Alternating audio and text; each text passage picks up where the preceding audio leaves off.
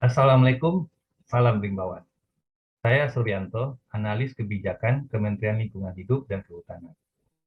Kurang lebih 3 plus 22 menit ke depan, saya akan memperkenalkan tentang teori, konsep, dan tutorial penggunaan perangkat perencanaan multi usaha kehutanan. Multi usaha kehutanan, disingkat dengan MUK, dilatar belakangi oleh 3 situasi masalah dan urgensi. Pertama, kita istilahkan sebagai paradoks negara agraris. Berdasarkan tampilan data berikut yang bersumber FAO tahun 2020, kita patut memahami bahwa neraca positif dari total ekspor impor 9 bahan pangan kita hanyalah sebuah pseudo karena ditopang atau dapat dikatakan ditutupi secara sempurna oleh 2 komoditas, yaitu sawit dan ikan. Sementara neraca negatif untuk 6 komoditas lainnya mengindikasikan bahwa penyediaan dalam negeri tidak mampu memenuhi kebutuhan pangan untuk hampir 300 juta rakyat Indonesia. Kedua, kita istilahkan sebagai paradoks negara pemilik hutan terbesar ke-8 di dunia. Berdasarkan tampilan data berikut yang bersumber dari data statistik KLHK, kita menyadari bahwa produksi kayu nasional ternyata stuck di angka 30, 40, atau 50 juta meter kubik. Angka ini jauh dari garis harapan yang tertuang dalam RKTN tahun 2011, di mana tahun 2030 dicanangkan untuk mampu memproduksi kayu sebesar 370 juta meter kubik. Kontribusi sektor kehutanan yang sangat kecil terhadap PDB nasional menjadi anti klimaks sebagai sektor yang menguasai lebih dari 66% daratan Indonesia. Ketiga, atau dapat dikatakan sebagai urgensi utama, bersumber dari fakta bahwa hanya 20 juta hektar luas kawasan hutan produksi yang resmi dikelola dalam bentuk izin berusaha.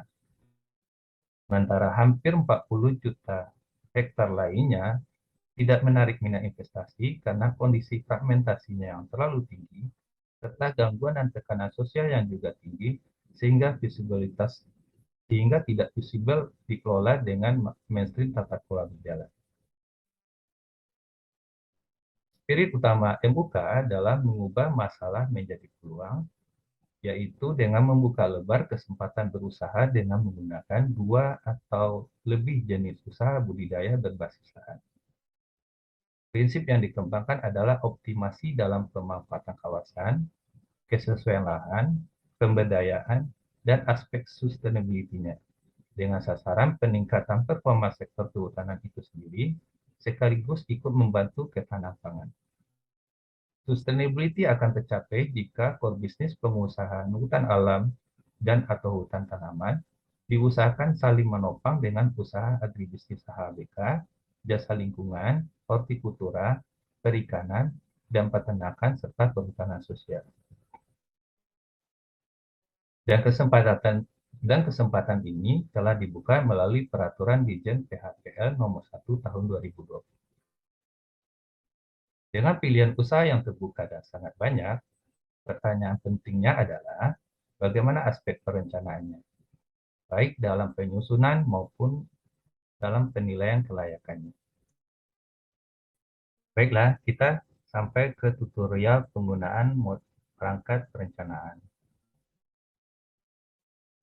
Berikut adalah tampilan layar pembuka. Sebagai penjelasan, model ini adalah dibangun berbasis sistem dinamik, berbasis skala, dengan 233 model sektor, kurang lebih 500 submodel, dan hampir 1000 variabel option, baik variabel input yang bisa diubah sesuai dengan penggunaannya, dan variabel output hasil pengolahan data input. Sehingga dapat dikatakan bahwa model multi usaha kehutanan ini adalah supermodel yang menerima, memverifikasi, menotifikasi, dan mengolah semua data masukan untuk menghasilkan data luaran. Data-data tersebut terkait dan mendetailkan 5 prinsip usaha yang dikenal sebagai 5M, meliputi metode, material, mesin, man, and money. Model ini memiliki 7 layar utama data input, meliputi rencana penggunaan lahan, unit bisnis hutan, unit bisnis HBK, unit bisnis pastura, unit bisnis perikanan, unit bisnis hortikultura, dan unit bisnis justing, serta perhutanan sosial.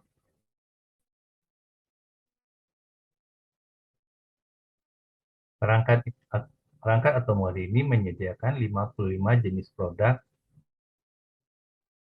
dan beberapa produk turunannya berdasarkan pengolahan dan sortimen, meliputi kelompok produk kayu, kelompok produk hasil hutan bukan kayu, dari tumbuhan berkayu, produk hasil hutan bukan kayu dari tumbuhan tidak berkayu, produk tanaman pertanian semusim, produk peternakan, khususnya mamalia besar, produk pertanian, dan produk wisata, air, dan jasa karbon.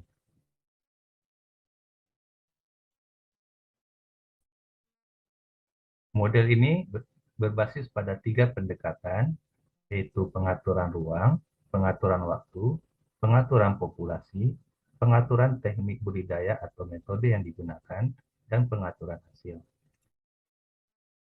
Demikian penjelasan singkat tentang model ini. Setiap informasi dapat Anda klik di kotak-kotak informasi seperti ini. Berikutnya kita masuk ke layar pertama, yaitu rencana penggunaan lahan. Layar ini dapat dikatakan sebagai otak dari perencanaannya, di mana Anda dapat menyusun dan menampilkan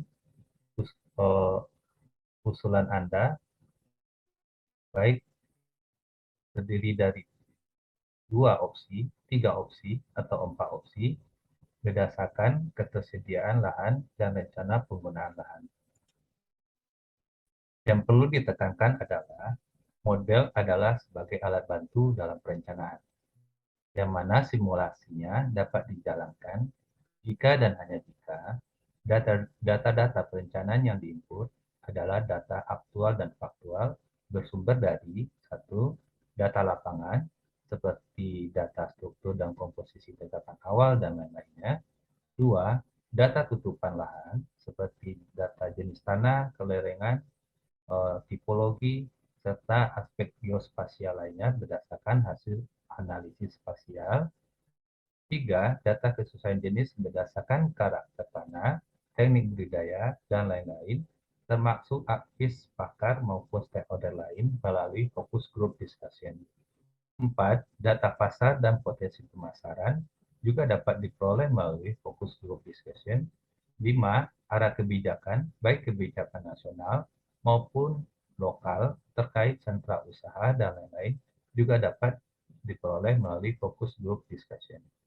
Sehingga dapat dikatakan sebelum melakukan perencanaan melalui model ini, Anda harus melakukan pertama analisis spasial, yang kedua fokus group discussion untuk menentukan pilihan usaha, jenis usaha, pilihan jenis komoditas, dan aspek pasar serta informasi lainnya terkait teknik budidaya, pelakuan budidaya, dan sebagainya.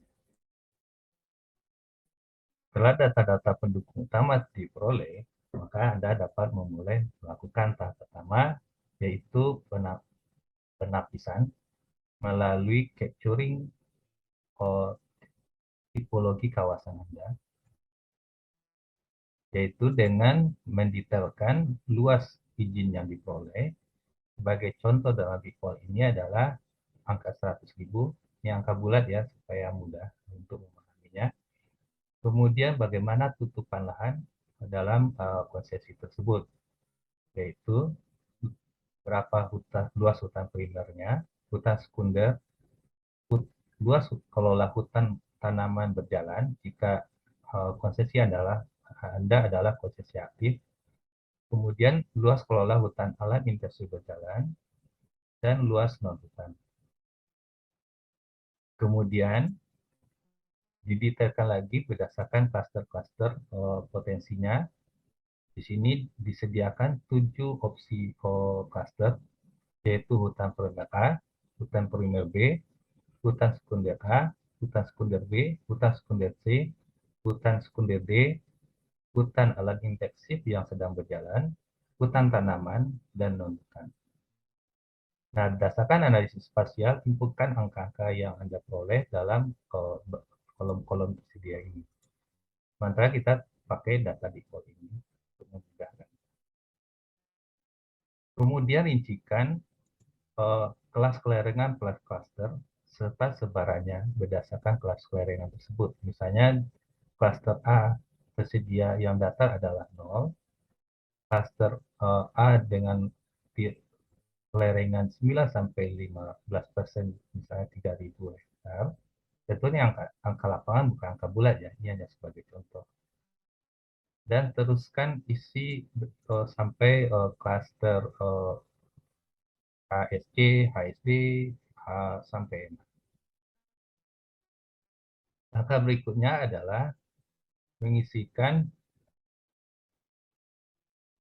struktur dan komposisi awal tegakan yang dapat diperoleh melalui uji petik maupun IHMB per masing-masing cluster. Rincikan berdasarkan 9 kelompok kelas diameter. Kenapa lebih banyak dari biasa? Agar supaya kita dapat lebih detail eh, dalam mengetahui potensi dan proyeksi hasil tebangan. Tim isikan berdasarkan hasil inventarisasi Anda, lalu masukkan data-data persamaan pendugaan volume, meliputi angka bentuk, peninggi, halte bid, dan seterusnya, faktor koreksi,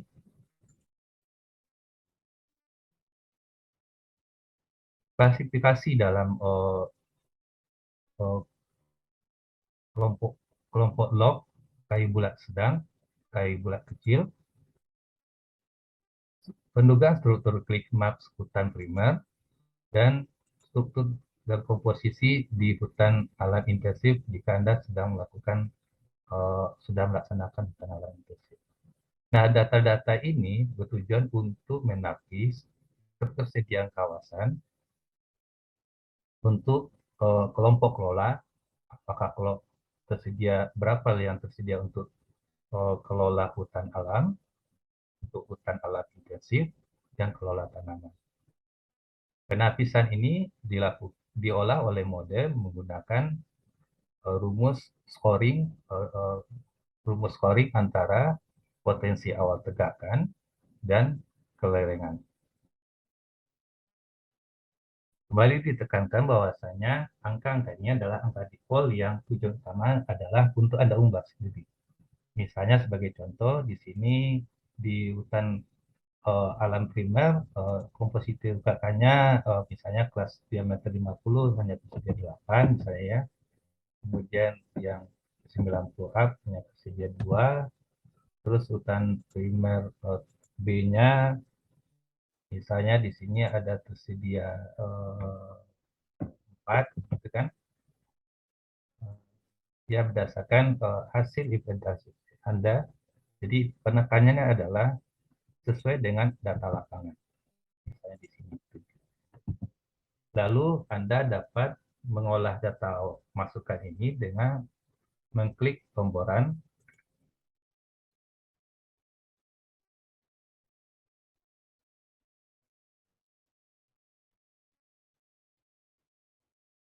Berdasarkan data input yang Anda masukkan dan pengolahan rumus-rumus pendugaan, model menghasilkan informasi bahwasanya di klaster hutan primer A, potensi awal tegakan hutannya adalah 86,54 meter kubik per hektar.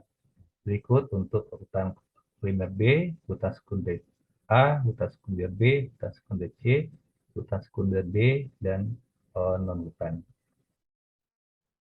Dan berdasarkan metode pembobotan yang dilakukan, model juga menghasilkan berapa luas kesesuaian lahan untuk kelola hutan alam per klaster dan uh, jumlah jumlah untuk kelola hutan alam. Di sini contoh untuk klaster A, jumlah luas hutan untuk yang sesuai untuk kelola hutan alam adalah 13.000 hektar, B 5.000 dan seterusnya hingga kesesuaian keseluruhannya adalah 34.000.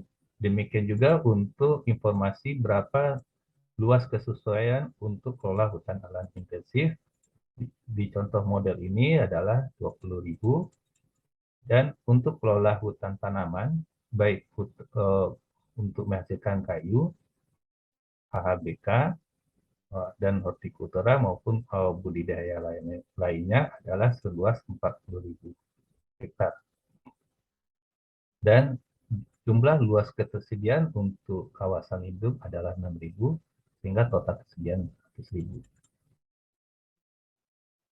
Berikutnya adalah penapisan untuk mengeluarkan lahan-lahan ketelanjuran atau sisa, seperti lahan-lahan yang sudah terokupasi pemukiman atau desa, lahan-lahan yang sudah mendapat izin IPKH, atau lahan-lahan yang memang tidak bisa dibudidaya atau dimanfaatkan, seperti lahan kerangas, badan air, danau, maupun lahan-lahan yang memiliki konflik sosial yang sangat tinggi. Nah, detailkan di dalam peta Anda langsung dan inputkan dalam model ini. Sebagai contoh, misalnya di lahan APA yang dengan ketersediaan 13.000, berdasarkan analisis spasial Anda terdelineasi seperti contohnya ada 3.200 hektar area pemukiman. Kemudian misalnya di HSA yang tersedia 15.000, ternyata di situ sudah ada IPKH sebesar 100.000 hektar, 1.100 hektar, dan seterusnya hingga tercapture untuk seluruh klaster. Berikut kasih contohnya, misalnya dan di klaster untuk kelola hutan tanaman, ternyata di situ sudah terokupasi sebesar 4.700 misalnya, atau di HSB yang ada di klaster hutan alam intensif, itu ada keharitikan. Lalu Anda dapat merunning dan kemudian dapat mengetahui informasi ketersediaan lahan untuk budidaya. Oke, model sudah bekerja untuk mengolah data yang sesuai data input kita. Kemudian kita dapat melihat jumlah ketersediaan lahan telah dikurangi area keterlanjuran dan area sisa tersebut. Di sini misalnya tersisa untuk kelautan alam adalah 29.700 hektar dan seterusnya. Kemudian kita melakukan penapisan kedua untuk memetakan dan mengidentifikasi area-area mana yang potensial untuk dikembangkan dalam unit kelola jasa lingkungan, baik itu jasa lingkungan wisata, pengelolaan air, maupun kelola karbon. Kemudian juga kita mengidentifikasikan di mana daerah atau di klaster mana penempatan area litbang seperti KPPN dan area perlindungan untuk tujuan litbang lainnya. Sebagai contoh, misalnya di area HPA, misalnya ada sekitar 5.000 hektar yang kita bisa 5.000 hektar yang untuk kelola jasa karbon misalnya ya. Kemudian untuk misalnya di luasan HSA ini ada potensi pengelolaan air misalnya 200. Atau kita balik ya, misalnya di sini 200. Ini berpotensi 5.000 hektar. Kemudian misalnya di area misalnya Di area yang cocok untuk tanaman, misalnya ada tersedia di NH-nya itu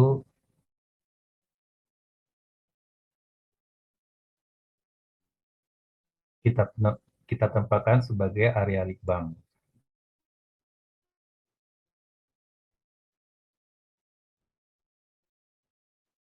HSD 4000 ini kita ada area litbang misalnya 3.300 kppn dan 150 untuk misalnya 450. Demikian kita inputkan data seterusnya secara sangat detail dan lalu kita running untuk menghasilkan data ketersediaan bersih ya untuk uh, unit kelola budidaya. Kita tunggu modelnya berproses.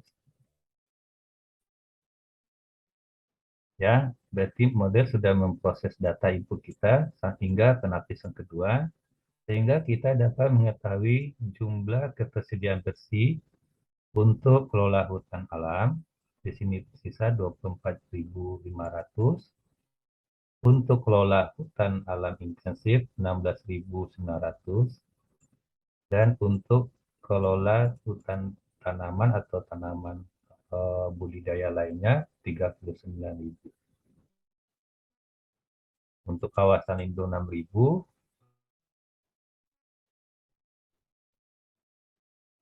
Jadi jumlah luas ketelanjuran dan sisa perhitungan kita adalah 12.000 dan untuk kelola Jasing dan Lipang 5.700 sehingga total luas adalah 100. Nah, di sini angka-angka inilah kemudian kita bisa menyusun rencana kelola lanjutan. Apakah untuk kelola hutan yang tersedia 24.000 ini kita akan melakukan pengolahan hutan alam keseluruhannya atau sebagian dan eh, apakah dikelola yang tersedia 16.900 ini akan dimanfaatkan seluruhnya untuk kelola hutan alam intensif. Disitulah kemudian kita melakukan rencana pengelolaan secara lebih detail. Berikut kita breakdown data hasil penapisan dan ketersediaan dengan rencana pengelolaan. Sebagai contoh, opsi pertama adalah opsi bisnis as usual, di mana misalnya kita dapat izin kelola dominan hutan alam, kita hanya mengelola memanfaatkan kawasan berhutan. Ini opsi tiganya adalah kita mengusahakan dua jenis usaha yaitu hutan alam dan hutan alam intensif atau siling. Dan kemudian kita mengembangkan dengan adanya kelola jasling. Tadi berdasarkan data penapisan kita ada potensi 5.300. Kemudian Litbang 450, kita pindahkan data kawasan lindung ada 6.000. Seandainya kita ada penambang, kita tambahkan jadi 8.000, biar boleh lebih tapi tidak boleh kurang. Kemudian berdasarkan hitungan ini, data sisa karena kita mengambil pilihan hanya kelola kawasan berhutan, jumlah luas kawasan yang tidak dikelola adalah 46.850. Nah, di sini mulai tergambarkan bahwa fragmentasi memang menghasilkan uh, ketidakefisiensian dalam pemanfaatan kawasan jika kita masih berpegang pada mainstream kelola yang ortodoks, misalnya untuk dominan hutan alam kita kelola hutan alam, atau dominan hutan tanaman kita hanya hutan. Nah, ini sebagai opsi contoh pertama. Jadi bagaimana hasilnya nanti kita coba lihat hitungannya. Untuk langkah pertama ini kita harus melihat dulu, memverifikasi apakah data-data itu kita itu sudah benar, yaitu dengan menggeser ini ke angka 0 dan lalu klik. Seandainya ada kesalahan informasi, model akan menyediakan notifikasi untuk memberitahu adanya kesalahan. Nah, hasil pengolahan data, model menotifikasi bahwasanya ada ketidaksesuaian jumlah luas ya. Jadi kita periksa di mana kita kesalahan penginputan, apakah kita ngantuk atau gimana, gitu kan. Kita periksa, kita kembalikan dulu untuk melihat angka-angka di sini supaya muncul. Akan pengamatan, kita lihat ternyata kita menemukan ada angka di sini. Apakah kita ada kesalahan input? Kita coba lihat. Oh iya, ternyata kita menginputkan di kolom yang salah.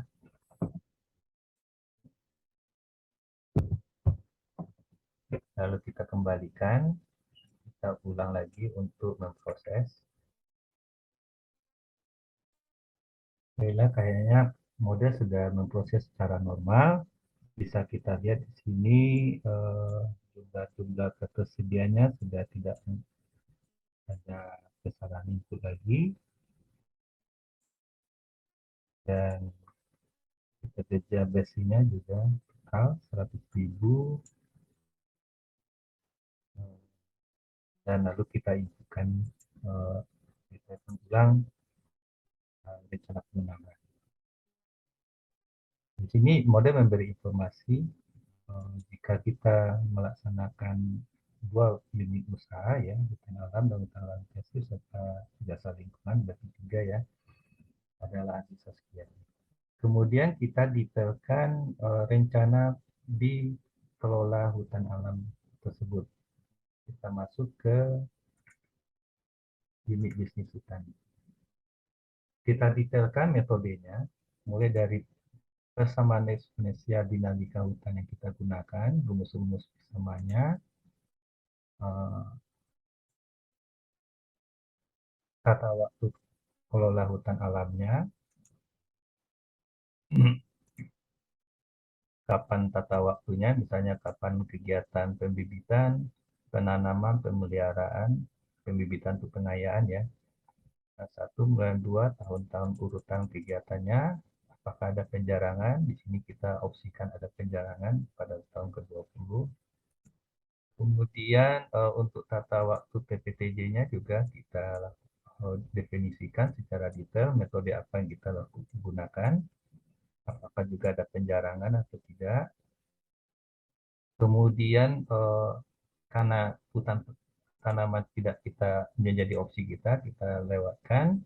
Kemudian untuk PPTJ-nya berapa limit tebangan yang diperbolehkan, apakah 50 atau 40.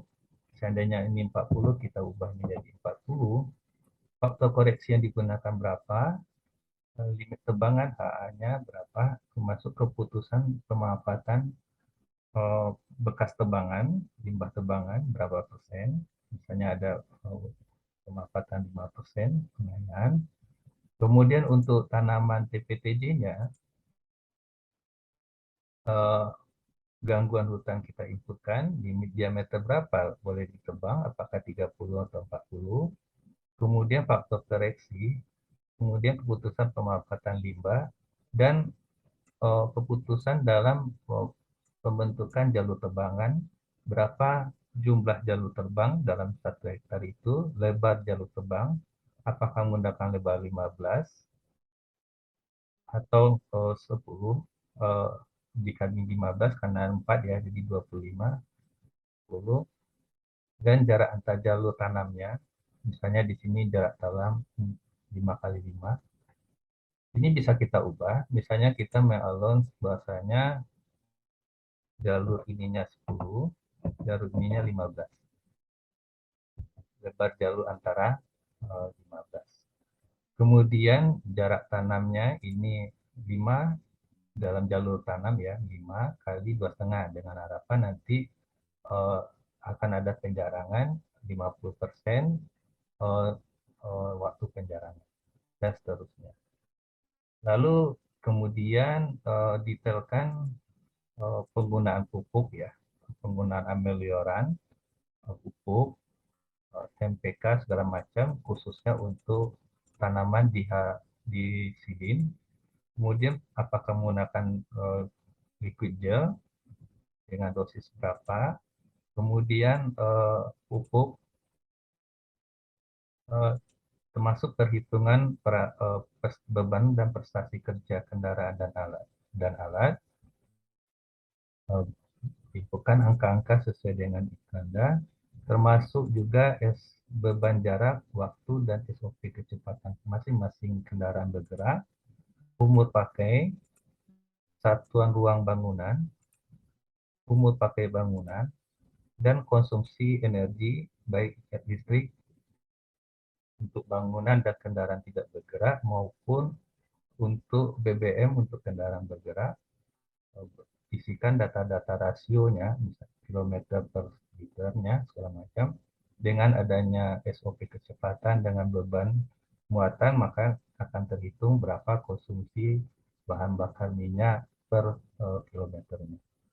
Kemudian detailkan perhitungan tenaga kerja mulai dari batas, penataan batas dan PAK, inventarisasi, PWH, pembibitan, pemanenan, eh, dan pemasaran serta BIMDes ya, masuk perbengkelan.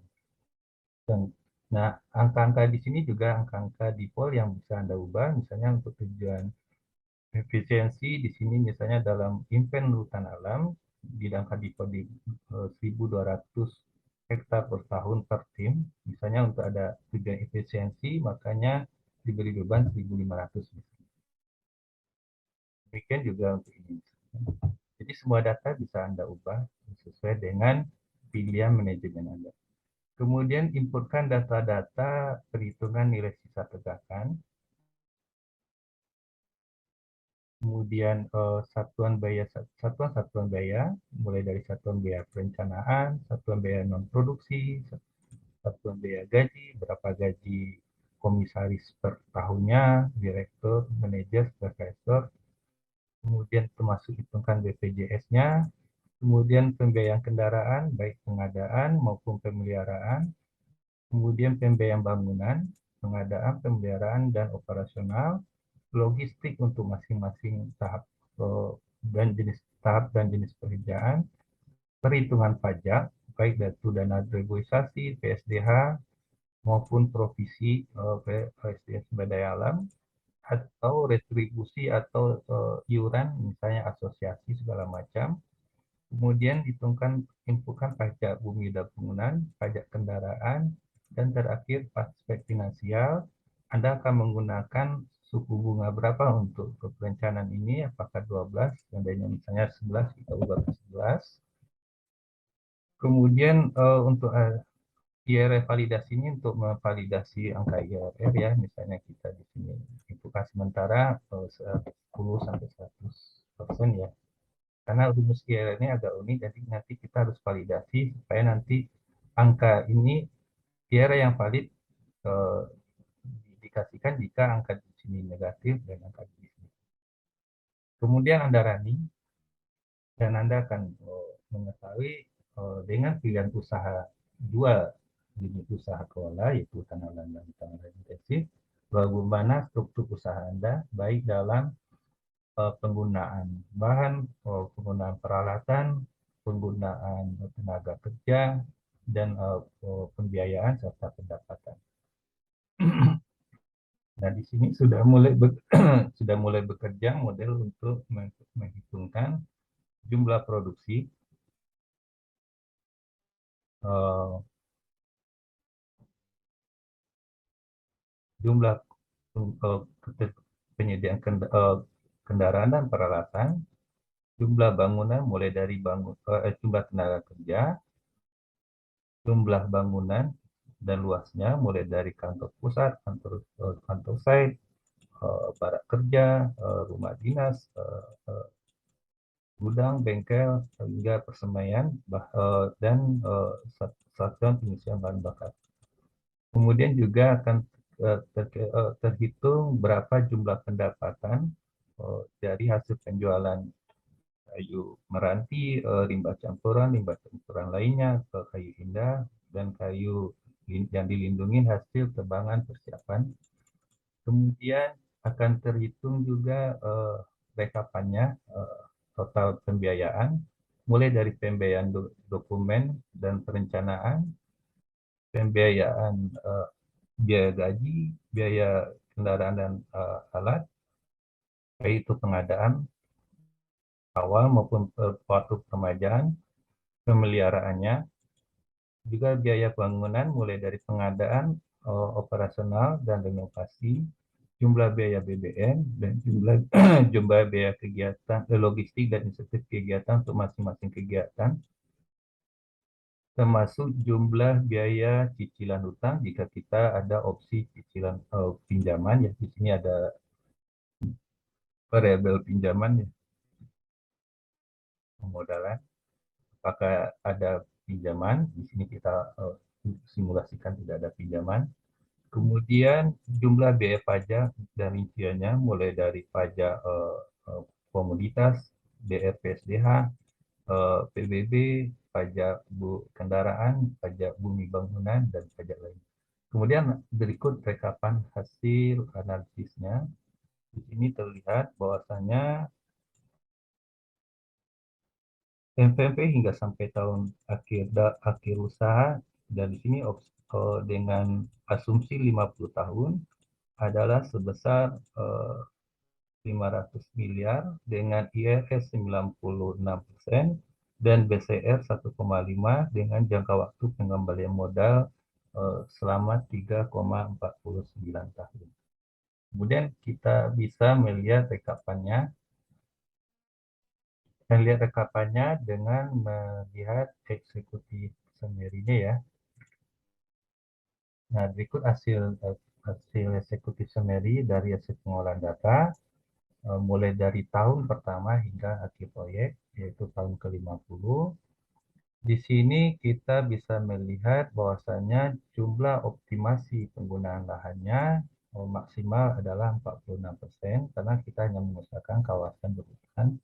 Garis optimasi lahan aktifnya adalah seperti ini.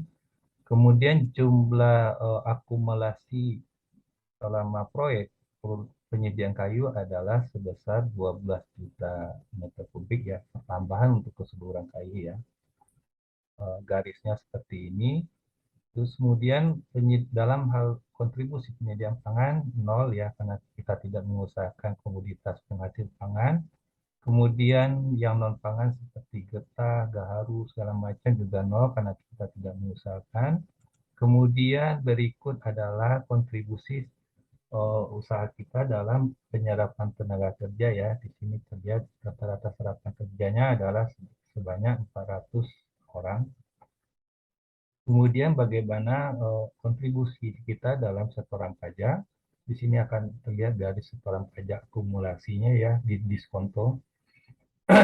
Diskonto pertambahan yang kemudian kita diskonto. Kemudian bagaimana grafik MPV-nya, di sini ada garis lengkung untuk pembiayaan awal, lalu meningkat hingga positif, hingga dapat payback periodnya di angka 3,49. Sementara BCR-nya adalah 1,3 1,49, totalnya dia angka terakhir. Kemudian IR-nya ada jatuh di angka 54%. Dengan kesimpulan usaha ini dengan dua opsi pilihan usaha cukup layak berdasarkan ininya, cuma kontribusinya terhadap hal-hal yang lain tidak begitu tidak begitu berkontribusi ya, contohnya dalam penyediaan bahan pangan maupun non pangan. Nah, hasil ini Anda simpan untuk sebagai pembanding untuk opsi yang lain. Jadi Anda bisa leluasa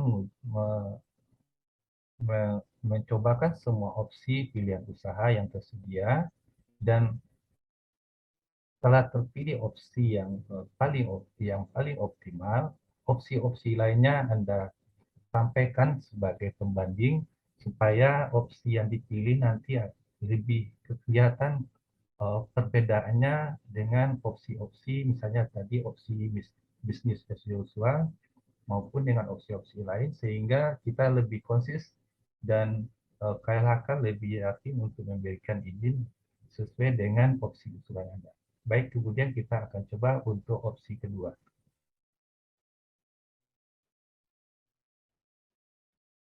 Baik, kemudian kita akan mencoba opsi kedua dengan mengoptimalkan seluruh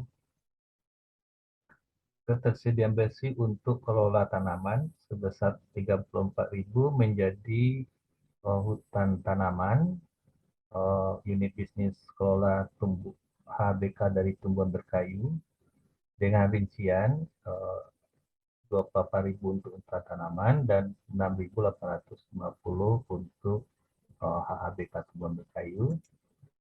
Lalu kita rincikan lagi, detailkan untuk apakah mengelola dalam dua jenis komoditas hutan tanaman.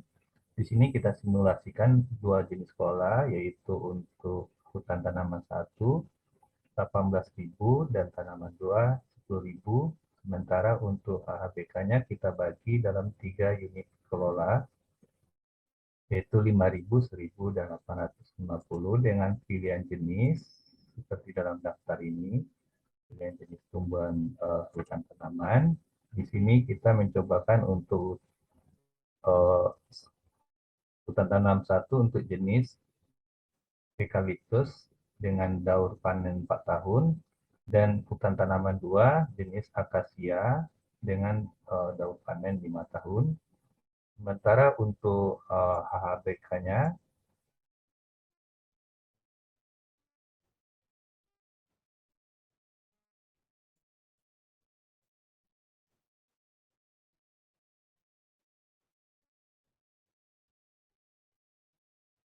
HBK-nya kita pilih jenis gaharu, kodifikasi HBK adalah di sini. Gaharu sebagai kelompok ekstraksi kayu ya, jadi ada umur panen, pada saat umur panen ditebang yaitu di sini 5 tahun. Kemudian untuk HBKTB2 itu adalah kopi dengan pengaturan petak supaya nanti ada kesinambungan hasil yang agak merata, kita bagi dalam 5 tahun. Kemudian untuk jenis HBK ketiga adalah tumbuhan buah, semisal adalah ini mangga ya, untuk tujuan ekspor, misalnya dengan pengaturan peta tanam dan panen 5 tahun. Kemudian kita detailkan sesuai dengan seperti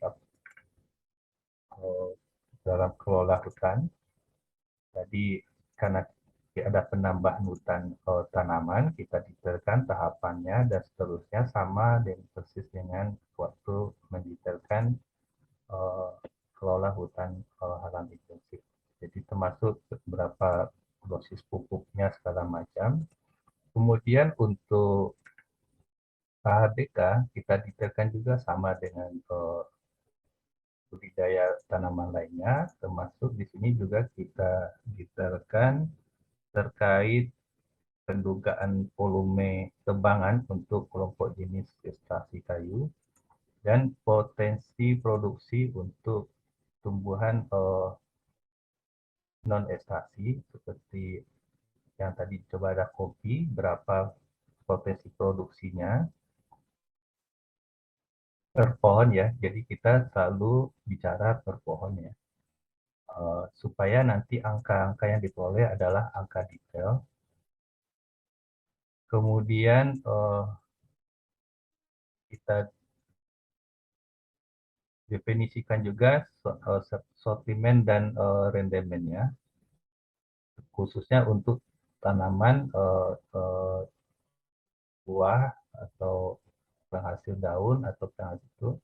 Jadi ada random sortimen klasifikasi harga ya, dari semua panen, termasuk yang mana berapa persen dalam klasifikasi dengan harga premium dan seterusnya. Dan apakah kita akan menggunakan acak, angka acak untuk memproyeksikan pengaruh iklim ya. Di sini kita cobakan tidak ya untuk sementara. Kemudian kita definisikan juga semuanya terkait aspek teknik budidaya dan termasuk angkutan panen dan kebutuhan alat untuk pengolahan lahan segala macam. Lalu kemudian kita definisikan harga jual, harga sesuai dengan isikan sesuai dengan komoditas yang dipilih. Kemudian bisa Anda running.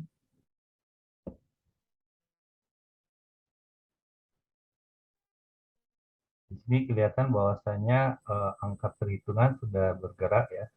Misalnya nanti total produksi ada dinamikanya karena ada perhitungan umur panen, terus masa panen tanaman buah, dan masa peremajaan. Jadi di sini ada garis menaik, kemudian ada melengkung turun. Ini menandakan ada masa peremajaan.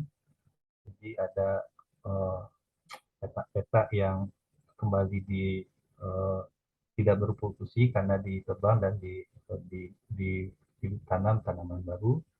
Satu peningkatan di sini juga akumulasi adanya eh, peremajaan tanaman buah dan kopi secara bersamaan ya karena pengaturan hasil kita tadi itu. Jadi opsinya juga bisa dengan memperpanjang petak ya. Jadi mungkin akan sedikit melandai. Dan kembali kita lihat bagaimana hasil dari opsi kedua eksekusi sumerinya. Nah, di sini terlihat hasilnya bagaimana dengan penambahan opsi budidaya yang lebih terbuka ya dengan memanfaatkan kawasan yang tidak berhutan, adanya peningkatan dalam uh, pengguna lahan ya menjadi 81%, berarti seoptimal mungkin lahan selain kawasan lindung dan kawasan yang kawasan keterlanjuran tidak digunakan ya, selain itu kita manfaatkan terjadi peningkatan itu. Kemudian untuk kontribusi dalam penyediaan kayu juga meningkat karena adanya pertambahan produksi dari hutan tanaman dan hasil peremajaan tanaman buah. Kemudian juga peningkatan adanya garis baru dalam penyediaan komoditas pangan. Ya, semua angka akumulasi ya, supaya nanti ada bisa diperbandingkan untuk karena kalau saya pakai angka tahunan dia akan bergerak. Sementara angka tahunannya sebenarnya Anda bisa lihat di sini. Kemudian kita melihat bagaimana pengaruhnya terhadap penyediaan bahan non pangan. Di sini tadi kita dari jenis komoditas gaharu ya. Kemudian di sini ada peningkatan serapan tenaga kerja, kita bisa lihat perbandingannya, dan setoran pajak ya. Perlu diingatkan ini ada akumulasi sepanjang proyek yang didiskonto.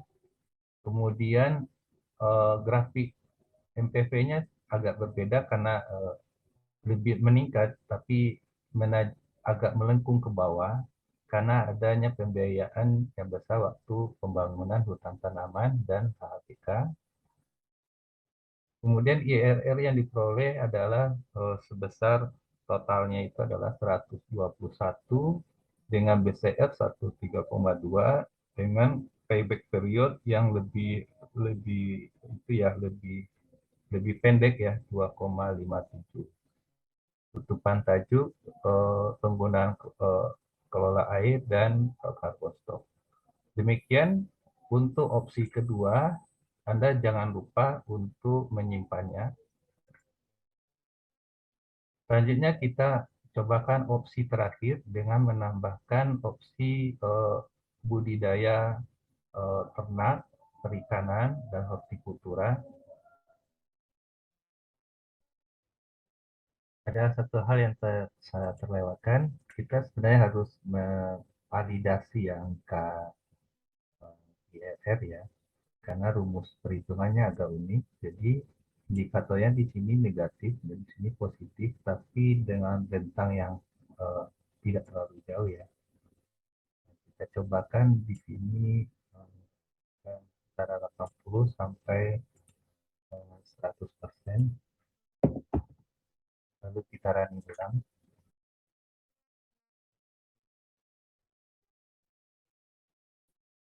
Oke, angka IRE-nya semakin terkoreksi ya, jadi semakin akurat. Semakin kita dekatkan lagi, sebenarnya akurasinya akan semakin tinggi. Berikutnya, seperti yang tadi kita coba opsi ketiga. Berikut opsi ketiga ya. Kembali ditekankan, opsi dikembangkan berdasarkan hasil focus group discussion dan perencanaan usaha.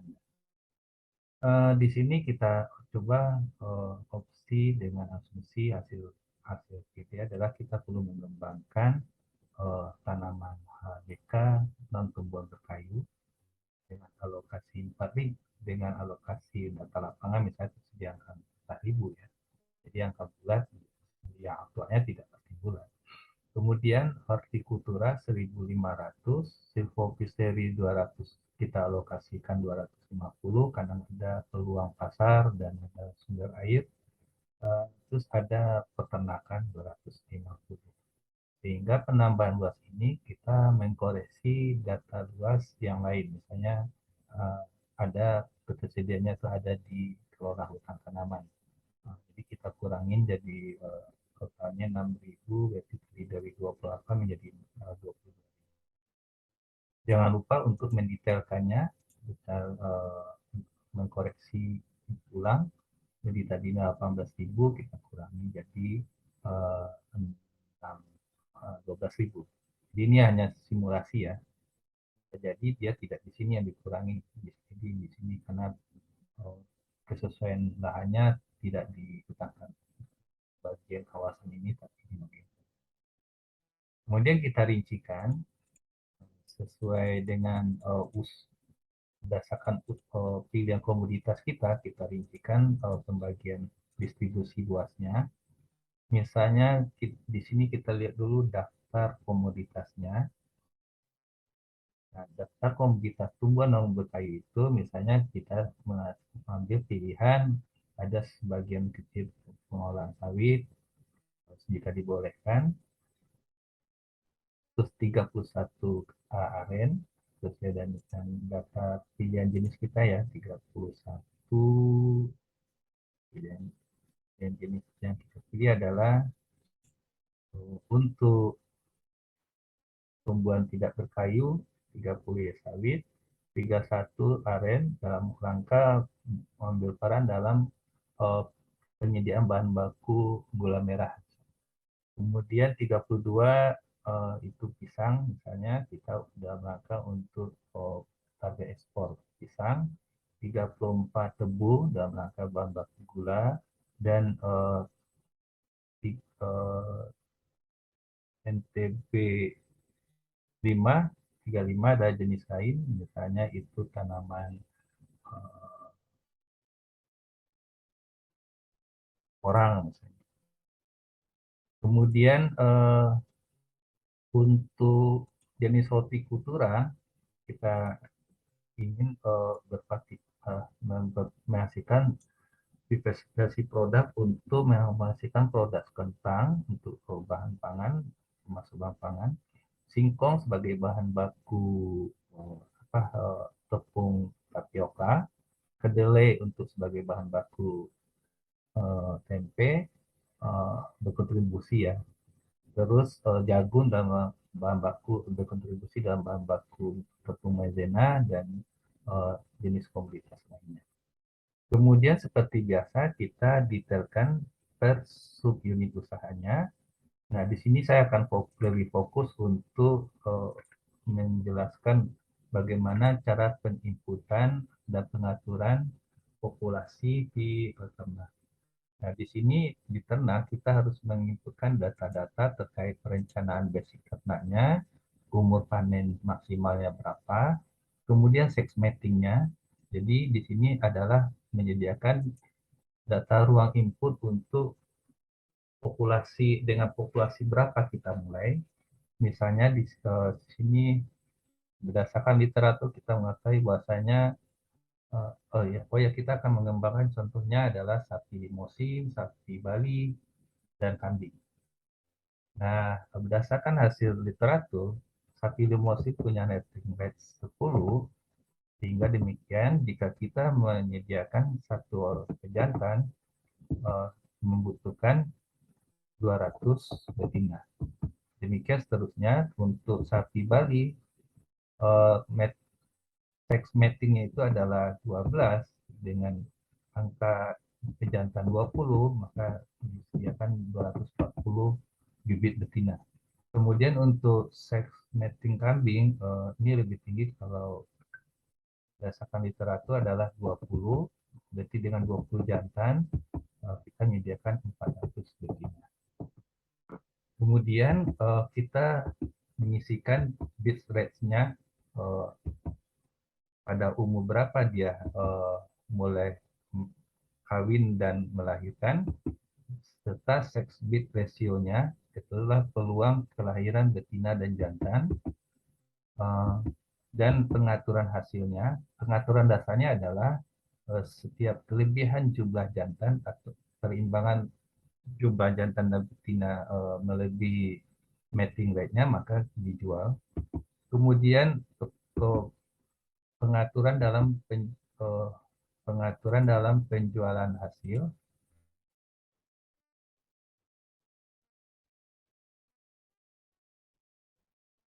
Jadi pada misalnya pada sapi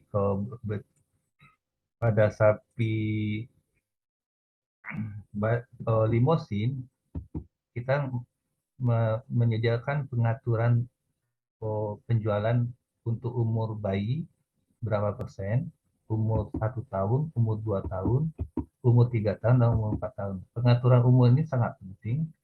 Pengaturan penjualan umur sangat penting untuk menjaga populasi stabil pada angka yang kita tetapkan di angka ini. Jadi tidak akan menuju itu. Jika menginputkan data yang agak berbeda, maka dia akan bisa menyebabkan penurunan populasi.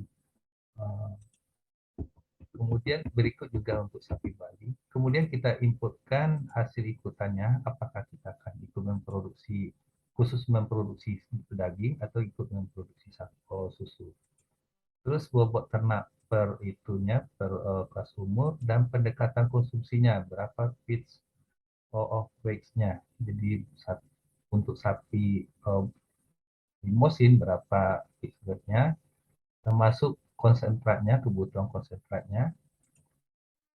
Kemudian kita lakukan pengisian data-data kebutuhan vitamin dan medikal, kemudian pada pengembalaan, berapa carrying capacity dalam pengembalaan, termasuk tadi kita mendefinisikan dulu apakah metode pembiakan kita itu adalah menggunakan metode kandang atau metode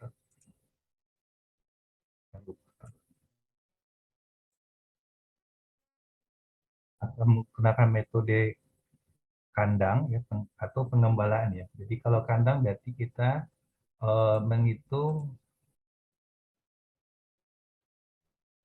bangunan carrying capacity bangunan kandang baik untuk mating, hamil, menyusui, bayi dan fatteningnya maupun kandang pejantan. Jadi ada angka-angkanya. Kemudian jangan lupa untuk seperti biasa kebutuhan peralatan ya untuk pengangkutan penjualan ternak dan prestasi kerjanya. Termasuk di sini ada penambahan alat chopping ya, chopper sama mixer dalam pengadukan pakan. Kemudian kita bisa running ya. Nah, di sini eh, bagaimana hasilnya berdasarkan alokasi yang kita sediakan, apakah dengan pengaturan ini alokasi yang tersedia mencukupi, model akan coba menghitung. Nah, berdasarkan pengaturan hasil yang kita lakukan dan alokasi lahan yang kita sediakan, ternyata model start pada tahun ke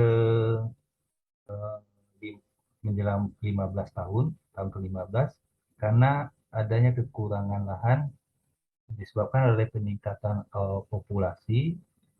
Uh, ini kemungkinan disebabkan karena kita mengalokasikan lahannya terlalu sedikit atau batas populasinya yang kita terlalu tinggi. Jadi ada dua opsi, kita uh, kita sediakan alokasi lahan yang lebih tinggi atau populasi maksimumnya yang kita batasi.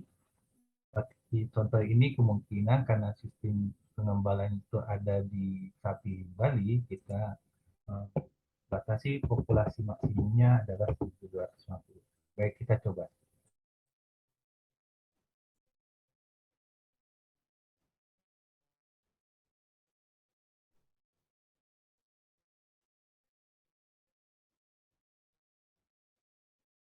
Baik, model telah bekerja dengan baik, di mana ada terjadi peningkatan populasi dan berhenti pada angka yang kita atur. Kemudian kita bisa kenapa tadi ada stuck di tahun ke-15, kita bisa melihat dari ini data kebutuhan lahan minimal minimal yang harus disediakan. Di sini memang kelihatan bahwasanya kebutuhan lahan maksimumnya itu adalah dengan populasi yang segini adalah 226 hektar. Jadi sebenarnya bisa kita tingkatkan batas maksimumnya menjadi 1.400. Berikutnya kita masuk ke perikanan. Nah, di perikanan ini juga agak unik pengaturannya karena kita dimulai dengan pengaturan tambaknya dan pengaturan hasilnya.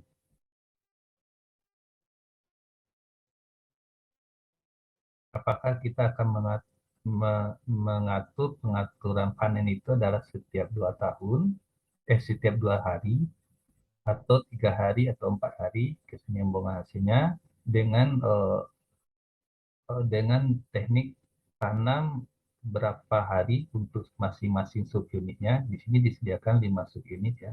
Sebagai contoh, di subunit 1, 2, 3 ini kita berencana untuk memproduksi udang dengan beragam size ya.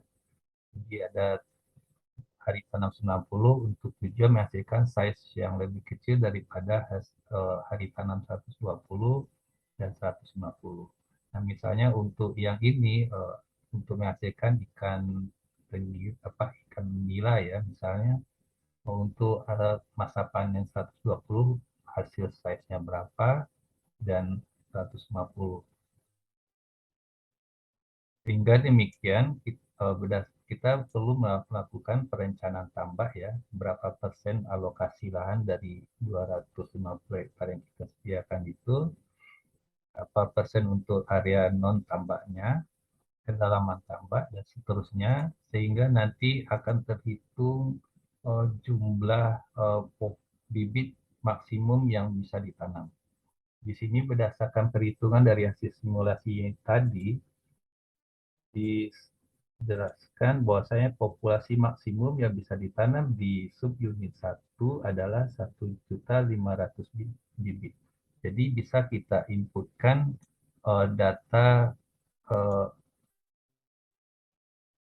data tanah berapa jumlah bibit atau benur yang kita tanam. Di sini kita bisa menggunakan angka maksimal 1.570, tapi bisa juga lebih dari kurang dari itu, asal jangan tidak lebih. Jadi di sini kita isikan angka 1,5 juta. Untuk subunit 2 adalah 1 juta per unit tambak. Untuk unit 3 adalah 630.000. Untuk subunit 4 ada 750.000 benur yang ditanam per unit tambak, dan untuk ini 480.000. Kemudian jangan kita inputkan bobot bobot benurnya untuk perhitungan pengangkutan dan seterusnya. Kemudian VCR-nya, kebutuhan pakan ya, pendekatan kebutuhan pakan, terus daily growth-nya berapa, survival rate-nya, kita buat 2 angka range untuk menghitung pengaruh iklim ya, di 60, 70 atau 60, 80. Kemudian untuk semua jenis kita inputkan, dan apakah kita akan menggunakan angka acak untuk oh, perbedaan produksi karena pengaruh musim. Jadi kalau saja kita input angka acak, model akan menghitungkan berdasarkan batas rate yang kita sediakan ini. Sementara kita tidak gunakan angka acak atau sebaiknya kita gunakan. Kita coba. Kemudian berapa angka optimis untuk panen pertama, panen kedua. Kemudian harus diisikan secara detail kebutuhan amelioran dan pupuk dalam penyiapan tambak dan pemeliharaan tambak, dosis pakan, probiotik, vitamin untuk masing-masing jenisnya, kemudian kebutuhan peralatan dalam pembangunan tambak maupun pemeliharaan tambak, dan seterusnya, termasuk pendekatan tenaga kerja, harga jual, dan seterusnya, dan kemudian kita bisa running. Nah, berdasarkan hasil simulasi dan uji penggunaan modelnya, kita dapat mengetahui informasi bahwasannya jumlah alokasi per masing-masing komoditas pilihan ikan kita adalah 45 hektar untuk A, 45 B, 45 C. Dengan pengaturan hasil pengaturan panen setiap 2 hari, kita membutuhkan membuat 49 buah petak untuk jenis A dalam memproduksi size size tadi contohnya udang ya, dalam memproduksi size udang 40. Demikian informasi berikutnya, jumlah unit tambak karena dengan hari tanam yang lebih panjang dibutuhkan jumlah petak 64 untuk subunit 2 untuk menghasilkan jumlah size size udang 30 dan seterusnya.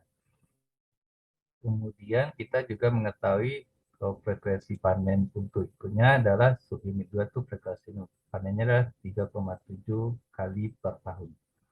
Demikian, lalu kita bisa termasuk jangan lupa untuk mengubah data-data sesuai dengan rencana perencanaan. Kita bisa melihat hasil rekapan untuk semua unit yang kita masukkan untuk opsi 3 ini.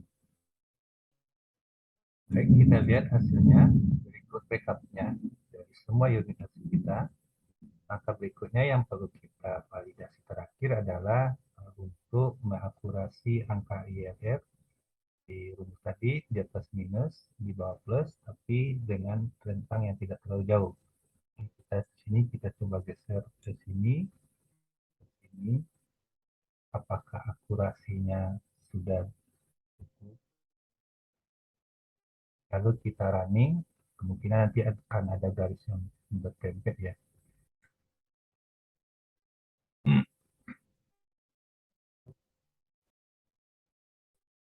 Hasil cobaan pertama belum berhasil, ternyata masih 100% masih positif. Kita geser ke 110.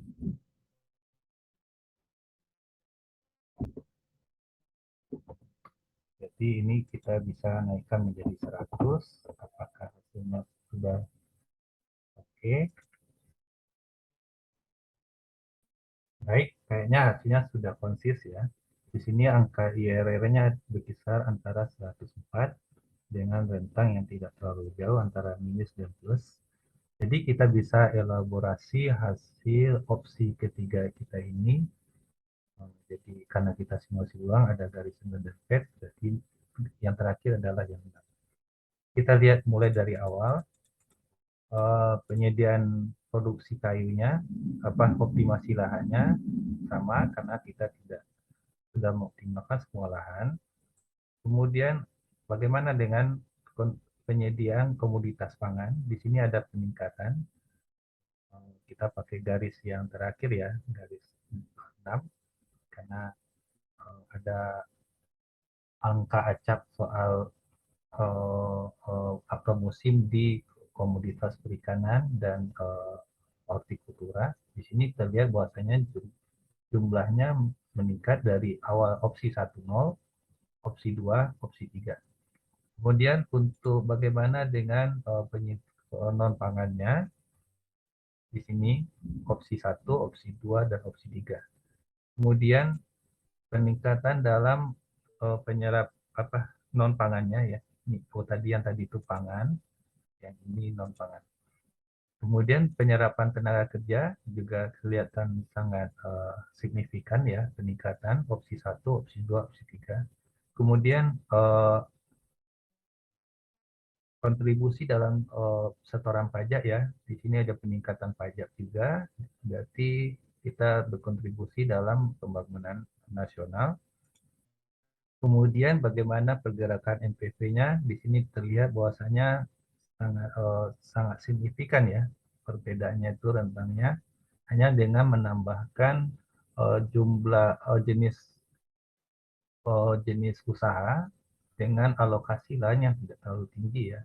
Tadi ada perubahan 6.000 hektar untuk budidaya peternakan dan perikanan. Di sini angka keuntungan sangat signifikan.